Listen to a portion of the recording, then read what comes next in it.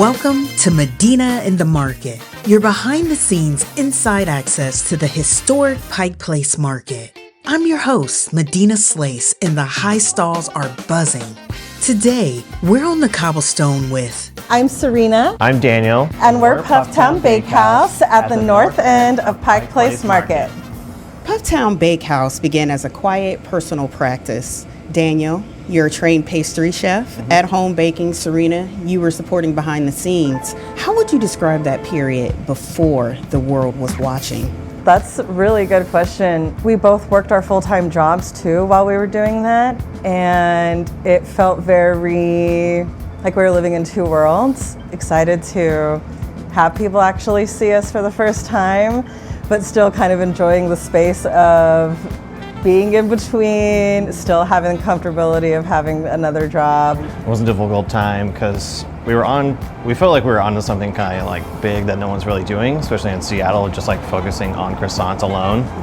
And we wanted to really kind of tease what we were doing before we really kind of came out with it and our brand and everything like that. So it was like, yeah, living in two worlds of like, how do we run Pufftown behind the scenes of what we're kind of doing now, but still kind of like get people excited about it. What shifted in your work, artistically or intuitively, that led to your launch at the Pike Place Market in December 2024? Before we opened at Pike Place, we were only focused on wholesale. Our whole overall concept is to really provide something intentional for people at a lower price rate, of course, too. Everything we have is under $11. So because of that, we had to make some major decisions. We let go of some pretty big wholesale accounts that we think worked out for the best. They were really scary choices to make at the time, but we much preferred having direct communication and direct conversation with everyday communities, and we value that more than being tied to corporations.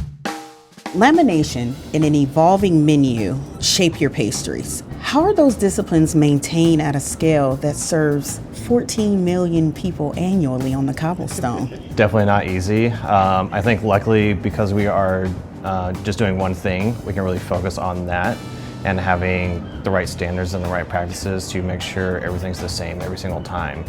And being able to scale up isn't too much of an issue if we're just kind of focusing on one thing and knowing how to do that we're not trying to figure it out every single time we need to scale up, And I think just taking our time with it, and like we plan our menus out 2 months in advance, 3 months in advance, to really make sure that can we scale this up? Can we put this into high production and make it the same every single time?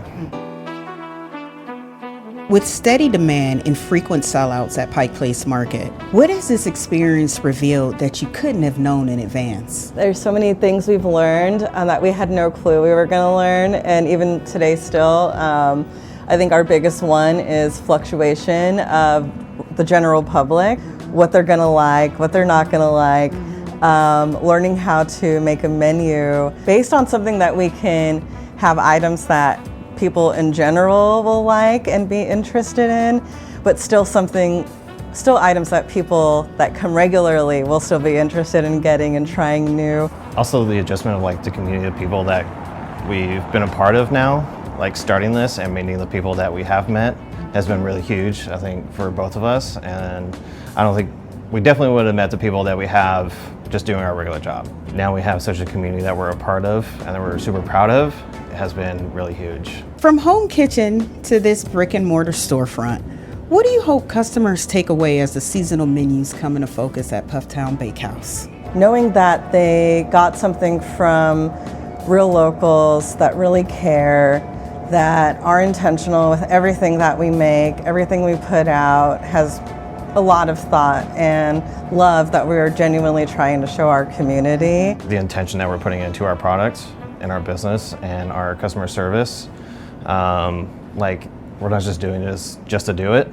Like we feel really proud about what we're doing and how we're connecting with the people that we're serving.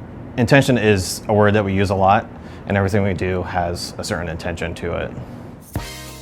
The extended version of this conversation is available on our website. Madinah in the Market is created, produced, and distributed by Madinah Slaise Media.